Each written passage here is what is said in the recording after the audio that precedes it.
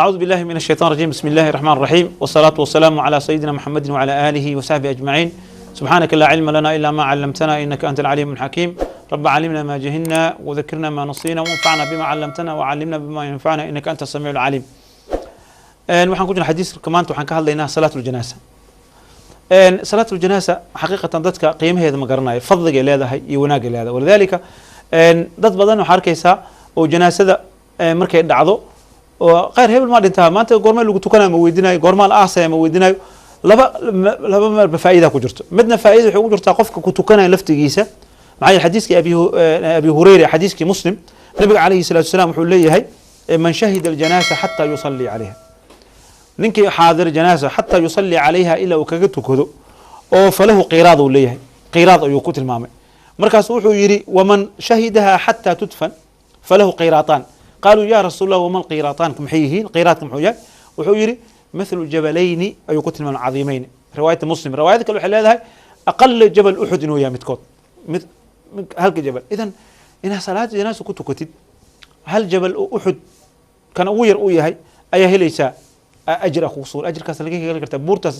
halkee ka jabsan kartaa? labo haddii aad raacdid haddana aad duugtid. marka walidaalika dadka waxaa la rabaa markay janaasa dhacdo dadka khaasatan oo saxaabada aqribada ah waxaa la rabaa inay howl kasta ay haayeen ay kasoo tagaan maalinkaas. maxaa dhacay? sidoo kale ayagana faa'iiday u tahay ninka ay ku tukanayeen. nabiga calayhi salatu wasalam wuxuu yidhi ninkii muslim 40 qofood ku tukato, riwaayad kale 100 ush markaata ilaahay dembigiisa u dhaafaya. marka inaad tirada u badisid oo walidaalika safafka in la badiyo ayaa wanaagsan. saas daraadeed waxyaabaha kusoo kortay oo asal aan ahayn waxaa kamid ah janaasada. janaasada asalka waxaa in garabka lagu qaado. maxaa dhaca? culimadu waxay yihiin garabka markii lagu qaado waxay leedahay khushuucay keenaysaa. dadka wado garabkooda la saaran. xadiiska u ahaa dadka garabka ku wado hadduu ninka ahlu khayriga wuxuu leeyahay dedejiya, hadduu ahlu sharrigan wuxuu leeyahay halkay i wadaan. marka garabka in uu qaado asalka marka gaara in lagu qaado maa janaasada ilaa xaalad daruura hadday maqbarada dheer tahay qabriga meel dheer uu yahay xaaladaas oo kale abuur. laakiin dadkan faanka dhigtay intaas baabuura baxday waxaa wanaagsan in garabka lagu qaado. culimadu waa isku khilaafeen janaasada hor maa hor soconaa iyo gadaasheeda maa la soconaa. imaam thawri wuxuu leeyahay waa isku mid. madhabka jamhuurka waxay leeyihiin waxaa wanaagsan qalbi gadaal in laga socdo. qaar waxay leeyihin hore in laga socdo. waxaas dhib ma laha, laakiin inay lug lagu qaado ayaa wanaagsan. sidoo kale janaasada xukunkeeda fardi kifaaya waa la ogsoon yahay. haddii uu qofka dad qaar qaar dembi uga dhacay, laakiin ma aha in dadka iska saan hebel ku tukanayo ani maanta ma aada inaad dhahdi ma aha. waa inaad ka faa'iidaysataa oo aad ajirkaas qaadataa aan sheegnay oo nabiga calayhi salaatu wasalaam uu noo sheegay.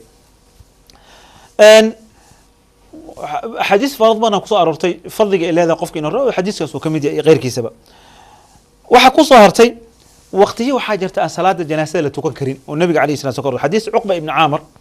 aljuhani wuxuu leeyahay 3 saacaat 3 saacadood kaana rasuulullaahi sallallahu alayhi wasallam yanhaana an nusalli fiihinna oo an naqbar fiihinna mawtaana. wuxuu leeyahay nabiga calayhi salatu wasalam 3 waqti oo naga reebay inaan aan ku tukano salaatul janaasa ama aan qabriga dhigno qofka saacadaas oo kale. waa xiina tadlacu shams, qoraxda markay soo baxayso subaxdii hore waa waqtiga salaada la reebay in janaasa la tuugma walow kaadinayo ilaa duxi ka gaarto kadib la duugaya.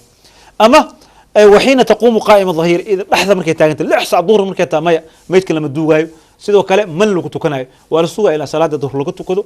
kadib ayaa meydka hadan lagu tukanaya. saasa ka soo aroortay. midda kale waxay tahay markay dhacayso qorax qaab maqribka maya qoraxda dhacdo habeen kala duuga dil raba hadii looga baqaayo asalka habeen iyo maalin meydka waa la duugi karaa sida culimada fuqahada ay sheegeenba. laakiin maalintii wanaagsan afdal yahay. maxaa dhici maalinta waxay dadka anshad way waxaa habeenka dad badan hurdaaya dad ka soo gaaraynin. laakiin hadday duruuf kasto meydka inuu uur laga yaabo oo meesha uu thalaaji ay jirin in habeenka la duugo ayadana way banaan tahay. nacam in la dedejiyo waa sunno oo mar kasta si dhaqso ah oo loo qeyb. imaamka markuu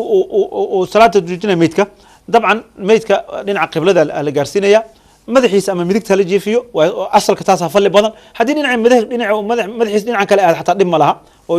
labada dhinac waa soo aroort asal ayaa ka soo aroor. laakiin mar kasta dhinaca midigta inuu madaxa jira. imaamka marka waxaa laga rabaa haddii uu nin yahay wax dhinto lagu tukanayo inuu madaxiisa istaago. madaxuu ku istaagaya dhaxda ma istaagaya madaxuu ku istaagaya. laakiin markay gabar tahay wax lagu tukanayo wuxuu ku istaagayaa dhinaca lugaha ayuu imaamka istaagaya. dadkana imaamka gadaashiisa tagaan waxaana sunnaha safafka in la badiyo.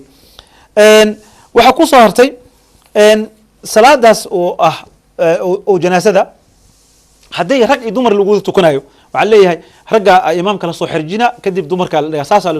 isku dhigaa walidaalika culamadu waxay leeyihin haddii meyd badan kacbadoo kale meyd badan lagu tukanaa arkaysa iyo madiina iyo saasaa la isku dhigaya oo waxaa weeye ragga imaamka soo xigayo dumarka ayaa la xijinaya saas dhinaca qiblada dumarka uu sii dhawaanaya qiblada laakiin dhinaca imaamka raggaa soo maraya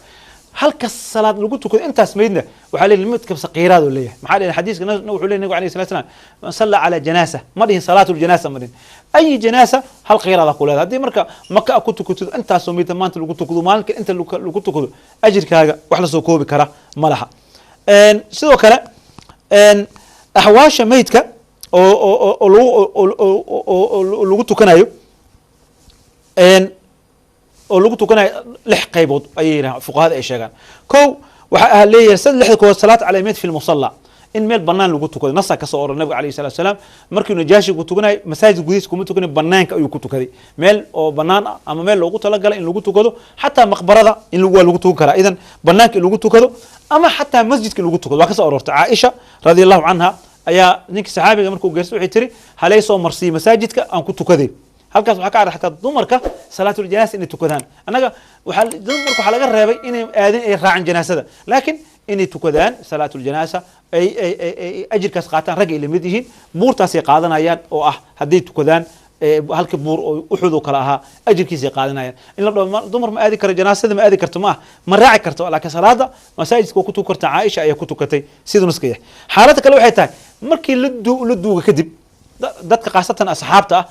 nin meedkiis ka soo gaaraysa magaala Birmingham ma ka tim ninkii la duugay maqbarada tag hana qanin hortay la duugo guriga taxsiida aadan waxa sunnah inaad tagtid oo qabriga aad tagtid ku soo tukatid adii koox kale asoo qabriga ku jiro nabiga kaleey sallallahu alayhi wasallam gabadhii madoobeed maxaa dhacay wuxuu yiri in hadii alqubrad mudlimaat way qubuurtan wuxuu yiri nabiga kaleey sallallahu alayhi wasallam mugdiyaala ka buuxo wuxuu yiri salaata ala almayt markuu iftiina u naqanaysa marka hadaad nin saaxiibka ama waalidka dad dhintay oo aad horta la duugo hadhiin horta la duugay dadka waxa way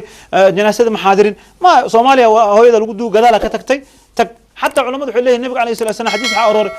goorma dafan mata dafantu mooyir albariha shalay mid duugo maanta nabiga ku tuga kaleey sallallahu alayhi wasallam oo uu tagay ku tukaday marka iidan waa banaan tahay in aad dadka saas oo kale bacda dafni la waxay maqbarad أما بعد مدة سان شيخنا مالمو 3 مال 4 مالنا تيمد سفرة كتيمد أباها ولا آسي قبل جسنا تكتيد كسو تكو محل أفتيني ونقنا أساس حديثك وشيء النبي عليه الصلاة والسلام. إن مسألة ذا كلا أودتك يسوي ديان حكم إذا صلاة الجنازة مثلا وحني أفر تكبير إلى إيو 6 تكبير وسو أرورتي 6 تكبير وسو أرورتي تضرب إلى سجال وسو أرورتي سجال تكبير النبي عليه الصلاة والسلام ولذلك علماء قاركود وهي قبان ضدك أهل قيرك علماء وين مركي إن تكبيرات كلها بضيو dadka caadiga laakiin afar ku xaqiiqoobaysa afar jamhuurka suuqa waa afar laakiin ilaa iyo 9 waa soo aroor takbiir Allahu akbar intaas ma way meedka loo duceeyna aad duceysana ay muslimiinta intaas leeyahay marka salaada janaasada takbiiraadkeed marka afar way qofka markuu yiraahdo afar takbiir uu niyeysto Allahu akbar uu yiraahdo faatixada uu akhrina markuu faatixada dhameeyo hadana Allahu akbar salaatu ibraahimi Allahumma salli ala Muhammadin wa ala ali Muhammad kama sallaita ala Ibrahim wa ala Ibrahim wa barik ala Muhammadin wa ala ali Muhammad kama barakta ala Ibrahim markuu dhameeyo innaka Hamidul Majid marka hadana takbiirta kale Allahu akbar تي سدحات مركي الله أكبر لي له وحليه مركا ميتكو دعينا أجر وصو أرور اللهم اغفر لحينا وميتنا وصغيرنا وكبيرنا وأنثانا وذكرنا حديث صو أرور اللهم باعد بينه وبين خطايا كما بعت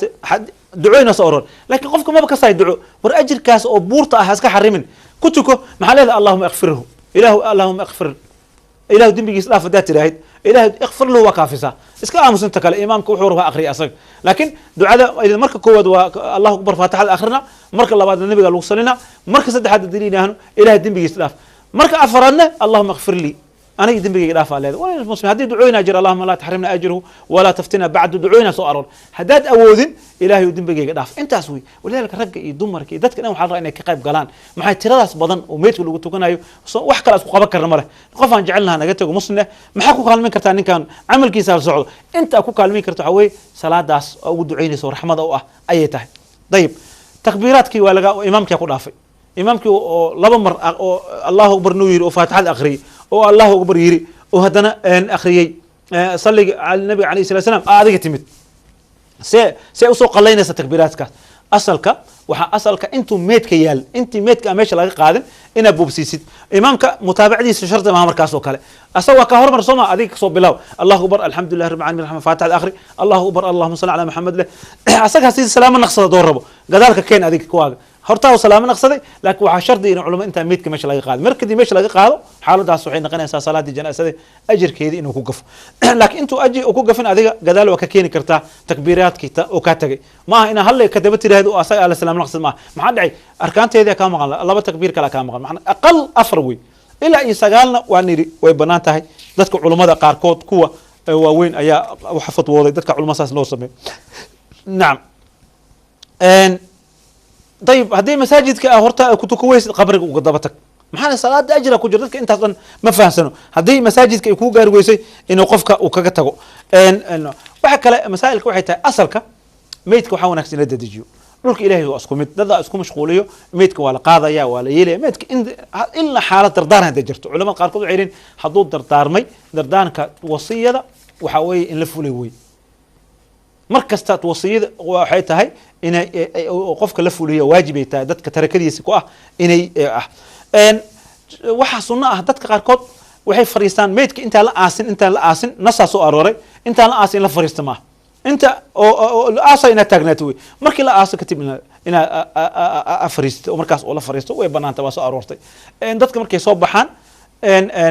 ina fariisatid oo meedka u duceysid waa soo aroortay ayadana qaasatan dadka ahalkiisa meedka markii aabaha la aaso ama eedada ama habarirta dadka markay soo baxaan soo raacin adig ku har ila neef geel laga qalo oo laga qaybiyo hilibkiisa la joog u duceey maxaa markaas oo kale waa la su'aalaya waa ku dareemaya asaga qadran calayhim ayuu maqlayaa sidoo sheegay nabiga calayhi salaatu wasalaam masalada meedka kale oo janaasa lagu tukanayo ilmaha caloosha ka soo baxay oo ayadana soo dilmay cunuga hadduu soo dilmo laba xaalama ama cunug dhicisa iska dhaaba dilma dhin dhiciska hadduu asoo nool soo baxo inuu ooyo oo nafta ay ka baxdo markaas oo kale waa la dhaqaa waa lagu tukanaya laakiin asoo meyd hadduu soo baxo qowlka jamhuurka culimada qol markii laga reebo imaam axmed iyo daawud dhaahiriinta markii laga reebo qolka jamhuurka waxa waaye cunuga hadduu meyd ku dhasho waqtiga hore ha jiro salaad wax lagu tukanayo malaha iyo dhaqid wuxuu u baahan yahay malaha mara lagu duubaya waa la nadiifinaya waa godol la iska aasaya hadduu uu asagoo oo naf ku jirto oo soo bixin madhabka imaam axmed xambaliyada iyo daawud dhaahiriya waxay qabaan hadduu 4 biloodba ka weyn yahay waqtiga ruux la aasaasay hadduu waqtigaas ka bacdo dhinto oo meyd u soo baxa macna cunug 5 bilood jira ama 4 bilood jira hadduu la saddex iyo wuxuu ku leeyahay wuxuu la mid yahay kuwa kale khilaafka ma taagin imaam nawawi kitaabkiisa majmuuc ku soo aruuriyay sadaradeed ayaa waxaan leenahay salaada janaasada xadiiskeena ahaa maanta ilaahay naga dhigo kuwii salaadaas janaasada ka faa'iista subhanaka allah wa bihamdika ashhadu an la ilaha illa anta astaghfiruka wa atubu